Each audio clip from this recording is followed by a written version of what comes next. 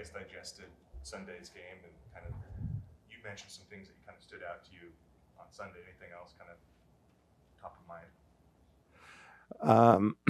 No. I think ultimately it was some fatigue issues late in the game, and we just didn't make the plays. I tried to. We dissected every possession as a staff yesterday. We sat down and watched them all, and just kind of a little out of the ordinary, rushed some things, and we weren't on balance. And again, I think part of it was just fatigue with certain players, and that's again on me. I should have when you learn to trust your players, and like when Sophia Bell, for instance, was one of the ones that played the entire second half. You ask her, hey, how do you feel? You need a break? She goes, heck no, coach, I'm good. And she's been here 3 years. You trust her. I didn't ask that same question to a couple others. I thought the game would slow down a little bit with timeouts and things like that, and then quite frankly, it didn't. And so, but we'll live and learn. We're 2-2 in close games. Ironically, those two are on the road that we've won, and the 2 home games we've lost. So we just we worked on late game situations today, and I thought our practice today was outstanding, one of our best. So.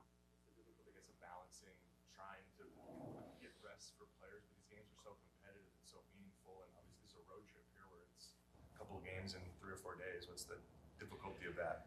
Well, with certain players, yeah, you have to juggle it. Like Katie, for instance, she has to kind of go light in between games because we're going to ask so much of her, and physically she's not completely super strong, and so she needs added rest on the off day. So we try to manage that best we can. Everybody else is pretty much good to go. But yeah, it's a fine line. It's a balancing act.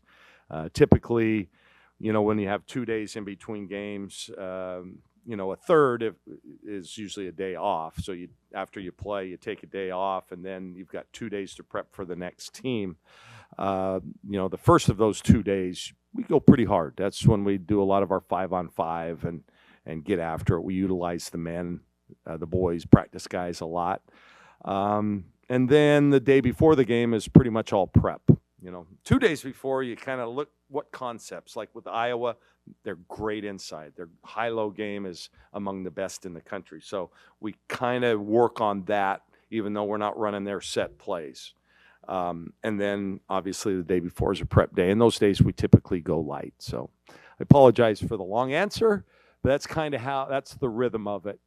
And, it's crazy. I mean, think about our schedule so far in conference. I mean, my goodness. So, Iowa, I think, is ranked 11th, so this will be our 4th game in 6 in conference where we've played a team ranked 15th or better, and that's just it's unforgiving. And every game's going to be a battle. Even those teams that aren't ranked, they're going to be really, really good. Kind of speaking on that, you guys obviously have been in these close games with these great teams in the Big Ten Conference. When you are so close to getting a win compared to a loss, how do you feel like the team is feeling heading into another matchup where you do have another tough test in Iowa? And why do you feel confident that the team is going to be able to get the job done? You guys on the road this week. Yeah. Well, that's why I was really surprised, not necessarily surprised, but excited that today's practice, you could tell our kids had a new commit. We'd turn the page, and serious. We played with great focus and intensity in practice today. One of our best ever. And I, talked to him about it after. Last week, after a big win at USC, you'd think our kids would be really excited and ready to go. And we had the 2 days before the Michigan State game, 2 of the worst practices we've had all year.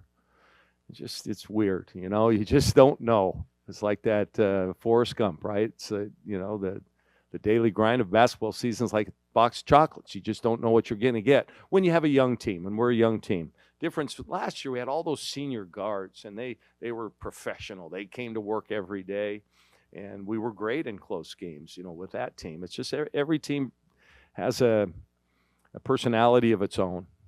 When you have that, though, do you feel like as the season continues to progress, as long as they continue to move in the right direction, that it could be a benefit considering how well this team has played despite, the early mistakes or struggles at practicing, and again, how much more confidence does that give you considering that they are finding success despite it hurt us. Yeah, no, I think we're continuing to trend up. You know, every once in a while we'll take a little setback, but no, we're continuing to improve and get better. And we had some of our best possessions today in practice. We're getting better. We can't always focus on the wins and losses. And you know, if you would have told me at the start of the year it would be 14-4 right now, with a top 10 schedule, one of the most difficult schedules in the country, I'd feel like we're having a pretty good year, and we are. I don't know what our net was this morning, but 24, yeah. I mean, that's really solid. We were never there last year. You know, I think we were always in the high 30s and low 40s. So we've played a good schedule. We've played good basketball. Even the 2 losses that we've had here at home were both against really good teams and went right down to the wire. So net-wise, that, you know, that helps us. So yeah, I'm pleased with how we're playing. We just got to close out a couple of these games. We've got many more opportunities against really good teams, so we'll have other chances. You've had 3 games of Ahis in the starting lineup now, I think. One, why did you make that decision to move her into the starting lineup, and how do you think she's played with, you know, new role? Well, I think she's playing fine. I mean, you know, her issues are the same as they've always been. You know, she sometimes struggles to finish, and she gets in foul trouble a lot. A lot of times, just she doesn't know her own strength. So she, you know, people bounce off her and they call fouls on her, and they may or may not be. But I think she's doing great. What she does is she gives us the opportunity to defensively to switch a lot more, to change things up defensively, because she can guard anybody, big kid, a small kid, a quick kid, a slow kid, anybody. And she's, you know, again, just a sophomore who hasn't played a lot. That's why I'm really proud of the team. You know, we didn't bring in just a bunch of these transfers to, you know, start anew. We got homegrown talent that came up in the program, and they had smaller roles last year, and they've stepped up. It's kind of old school. That's how it used to be done. And then we did plug a couple of holes with some transfers. But I'm really proud of the improvement that players like Sophia Bell and Ari Long and, that those players have made Katie Fiso, Ahis in our program. I want to mention one other player. She's been hurt the last couple games and hasn't really practiced with us, is Philippa Tilliander. And I think Philippa is going to be important for us in the Iowa trip, because they're so good in the post. And she's very skilled and hardworking, a good rebounder and good defender, and she talks. So we're gonna play Philippa. We couldn't use her much the other night because of her knee. So yeah, it's nice to see those players improve, and step into bigger roles. So you mentioned Philippa. She's a player that has stuck around after not having much of a role. I guess how has she grown and waited her time, and now it sounds like she's going to have a big opportunity on Thursday? Yeah, I call her the college pro just because, she comes to work every day. Chris, you're at a lot of our practices. She just does her work, and I love those kind of players. We just sometimes, she's been the fifth post. Sometimes it's hard to give those players time, meaningful time. But she has earned, I think, the right to move up a little bit. And Iowa is the kind of team, because they're so post-centric. They have good other players, but, they run around their post and do a phenomenal job teaching those kids pinning and sealing and body position. And I think she's going to be able to, to give us a lift against that type of a post player.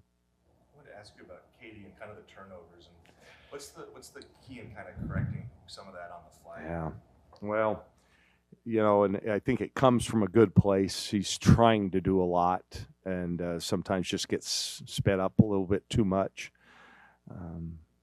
Sabrina had some of those issues at times, and we sometimes forget that. She's still a young player and is going to make some mistakes, but we've got to limit those, kind of just the dumb ones. And she's had a few of those every game. But again, it only comes from she's trying to do what she can.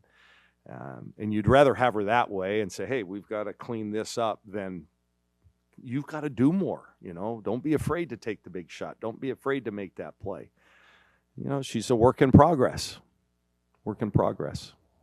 Talked about Sophia a little bit earlier, and I know this last game had a career high in 18 points. It feels like she can do anything on the court. She can defend. She can pass the ball around, but it felt like this was one of the best scoring games we've seen from her.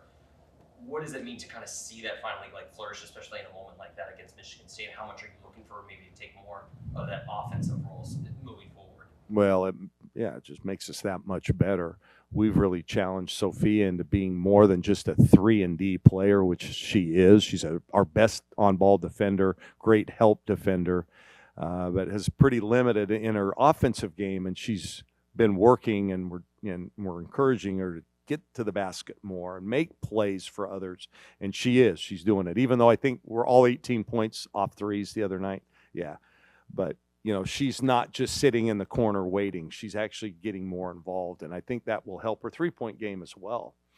So yeah, she's a really good player, you guys. I a lot of people don't notice she's not going to get player or defensive player in the year in the conference, but she should be in the running. She just doesn't have high steal numbers or block shot numbers or defensive rebound numbers, which is what they tend to give it to. But in terms of a lockdown player, she's phenomenal. You guys did pretty well on the boards in this last game, and compared to the last loss against Michigan, which was really lopsided. Obviously, you mentioned Iowa is really strong inside. What are you hoping to see just against those big posts that just maybe you're not going to win the rebounding battle, but just not get blown out? Yeah, we're just right now not a tremendous rebounding team. We're not really built for that. We don't crush the offensive boards that hard, and part of that's by design. We've played a lot of really good transition teams. UCLA, USC, Michigan, and Michigan State are tremendous in transition. So we've opted to send 2 to the boards and 3 back, because the analytics will tell you that that's probably the best way to do it, right? But yeah, we've got to do a little bit better on the offensive glass, not just the Heese, but we've got to send another 1 perhaps to just carve out an extra possession or 2 per game. Defensively, yeah, it's just a focus thing. We've just got to do a better job. I don't know any other way to put it. We sometimes lose focus on our blocking out at the defensive end. Yeah, we're not going to be a tremendous rebounding team. We're just not built that way. But we can do better. Against USC, they had 13 offensive rebounds, I think, in the first half on fewer missed field goals. Second half, they only had 3 on many more misses, right? So we can do it if we really put our mind to it.